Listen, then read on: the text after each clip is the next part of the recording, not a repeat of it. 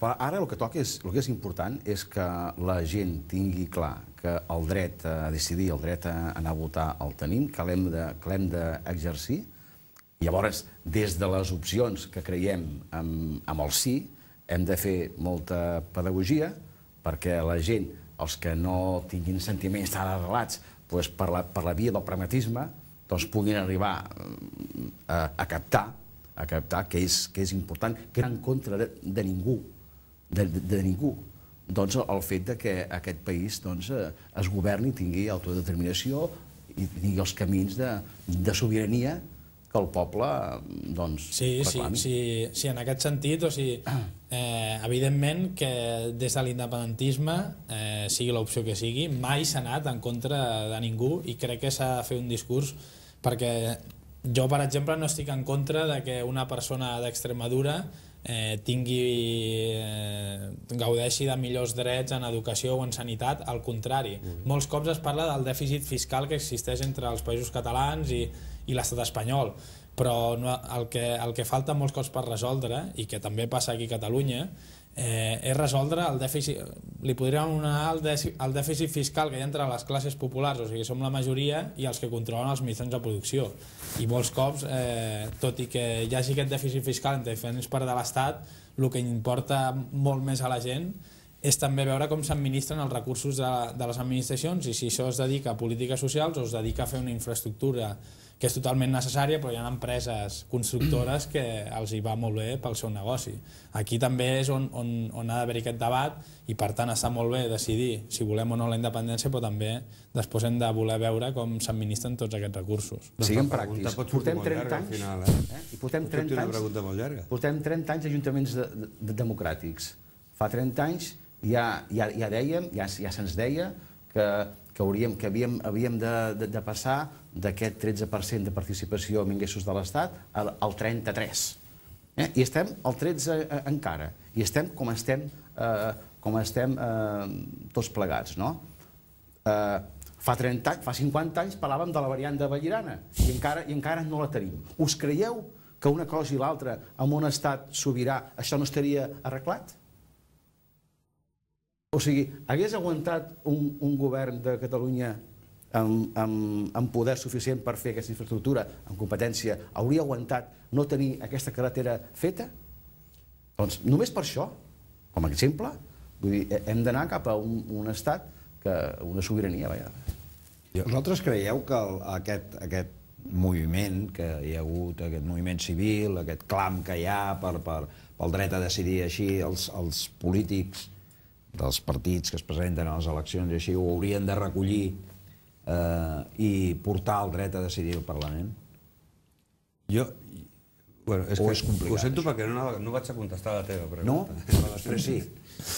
Home, jo crec que un moment o altre el nostre Parlament haurà de fer reflexió, haurà de dir alguna cosa sobre tot aquest moviment que s'està organitzant, perquè si de motu propi no ho fan, haurem d'acabar trobant, la gent haurà d'acabar trobant la manera que això arribi al Parlament de Catalunya i es posicionin. Hi ha maneres, avui en dia afortunadament hi ha maneres de fer-ho i ha d'acabar succeint que el Parlament digui alguna cosa. A part d'això, jo penso que és important i és bo, i això fa 30 anys era impossible que en una tertúlia com aquestes estiguem compartint aquesta tertúlia i parlant amb normalitat d'una consulta, gent amb postures tan diferents sobre el model d'estat. Tot i això jo vull fer una reflexió que és la següent, és a dir, torno a insistir, la meva diferència possiblement amb vosaltres és que per mi la independència no és el camí, podria acabar sent un objectiu, però no és el camí, amb el que és el marc polític, el marc de funcionament. Catalunya, el fet que Catalunya pugui arribar a la independència no condicionarà algunes decisions, les condicionaran els governs que tingui Catalunya. Catalunya hem viscut dos períodes, hem tingut un període en què el municipalisme estava bastant arraconat per moltes raons, fins i tot de pròpia estructuració, però ja va haver un període en què el municipalisme va patir molt des de la pròpia Generalitat i ara hem tingut un moment en què el municipalisme, per posar-te un exemple, ha tingut un recolzament molt més important per part de la Generalitat.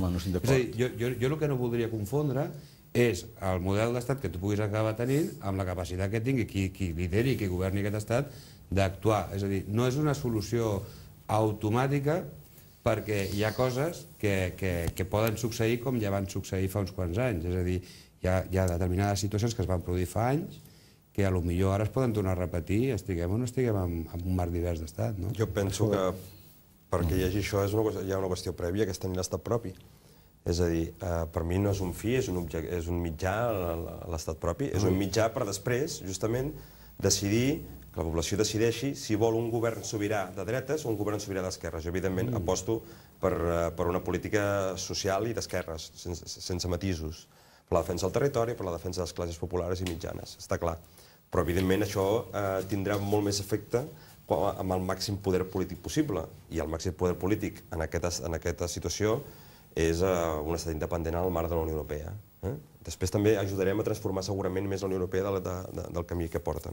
I aquí segurament hi ha matisos. Ja va jugar el cap l'Àlex, ja ens entenem. Evidentment, jo em penso que ja he contestat abans el que demanaves. Esquerra ja posa sobre la taula la consulta i bé, aquí esperem, diguéssim, des de l'única força independentista que hi ha al Parlament de Catalunya, però celebrant que hi hagi manifestacions independentistes a títol, en algun cas, més d'organització, a d'altres tipus més individual, no d'organització, doncs que això es pugui anar eixamplant. Aquí és on hi ha el repte de veure quines altres formacions polítiques de les que puguin entrar al Parlament de Catalunya accepten aquest repte que al proper mandat hi hagi una consulta ja vinculant i dins del marc legal establert, que és el Parlament de Catalunya, doncs per generar aquesta consulta vinculant. Per tant, Esquerra ja l'ha posat sobre la taula, per tant la resposta és sí. Esperem que tinguem algun altre company de viatge, però Esquerra la posa sobre la taula. Que paradoxalment està succeint en molts països i no passa absolutament res. Hi ha països on això es fa i no passa res. I per què a Catalunya no es podria fer? I què succeiria? No passaria res, sobretot perquè ara hi ha aquest caldo de cultiu democràtic, una expressió estranya, però de les consultes populars. Penso que no tindria cap sentit que amb tota aquesta voluntat, aquest moviment tan il·lusionant per part de tanta gent en aquest país, no hi hagués una resposta, diguéssim, dels partits polítics davant d'aquest repte que ja ha posat sobre la taula. I, evidentment, Esquerra ja el reivindicava, però ara el recull. Recull el repte de la societat civil. Estem arribant una miqueta al final. No sé si teniu això, alguna coseta per acabar. Hi ha per als estudis concrets, per rebatre una mica l'Ivan, els estudis concrets econòmics que demostren que, de fet, aquest país seria possible des d'un sobiranisme efectiu i que aniríem tots millor que no pas ara. Hi ha exemples molt pràctics. Després, la pregunta concreta, home, diria que això serà una evolució natural que acabarà arribant al Parlament de Catalunya per la via dels partits. Un dia o altre s'haurà de decidir. Voleu afegir alguna cosa de cara a les consultes que venen? Sí, nosaltres de Molins de Rei, que som els que ens queda més proper la data de la consulta, que és el 28 de febrer, sembla que no, però queda molt poc, doncs sobretot animar a tots i a totes a participar, que és l'important. Evidentment nosaltres defensem el sí a la independència dels països catalans i entenem que tant a Molins de Rei com a tota la sèrie de municipis, de moment ja hi ha 400 en els quals s'han fet o es faran i esperem que n'hi hagi més. Això ja només amb aquests municipis ja representen més de la meitat del Principat de Catalunya i també s'està començant a moure les Illes Balears en alguns municipis. Esperem que tota aquesta força a la gent sigui la que faci fins i tot en algun moment arribar a moure els partits polítics, perquè en moltes altres qüestions hem vist que molts cops ha de ser la gent que es mobilitzi perquè després els partits polítics també moguin una mica la peça i també forçar certs partits polítics que potser no ho defensen amb tanta força a la independència. Esperem que tota aquesta mobilització de gent els faci també recapacitar, perquè és el que dèiem abans, fa 10 o 20 anys ningú defensava i avui és una opció, no sé fins a quin punt majoritària, però sí que és una opció a tenir molt en compte.